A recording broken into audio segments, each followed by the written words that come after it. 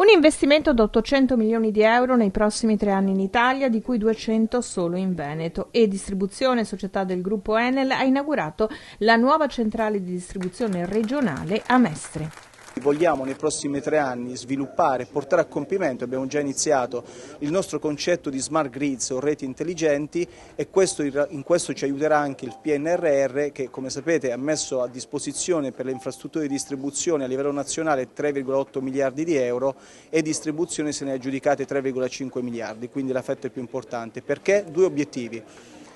Portare le reti smart in tutta Italia, e questo ovviamente lo faremo in tutta Italia, ma naturalmente è facile partire dal Veneto perché è già una rete molto avanzata, e garantire una maggiore integrazione delle fonti rinnovabili, sulla quale bisogna ricordare che già il Veneto oggi è prima regione in Italia per numero di clienti produttori attivi. Nella sola regione Veneto abbiamo quasi 200.000 cittadini e imprese venete che hanno deciso di costruirsi il loro impianto fotovoltaico, segno che la transizione energetica in Veneto è già iniziata da tempo. Questa centrale ad altissima tecnologia che governa la distribuzione in tutto il Veneto permetterà a imprese e famiglie di risparmiare quanto? Diciamo una cosa che non è nota ai cittadini e forse va detta. In Italia oggi abbiamo la tariffa di distribuzione elettrica più bassa d'Europa.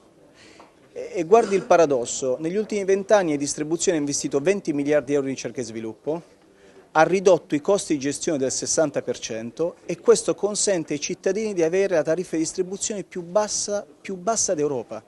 Cosa voglio dire? Che c'è un percorso virtuoso che noi abbiamo iniziato e che tutto il sistema Italia deve proseguire, in cui bisogna aumentare gli investimenti perché questo genera ricchezza ulteriore per il Paese. Grazie a questo centro noi saremo in grado comunque di tenere questa tariffa, continuare ad essere la più bassa Europa. Vogliamo che anche sulla generazione succeda la stessa cosa. In percentuale quanto è più bassa rispetto al resto d'Europa? Del 15%.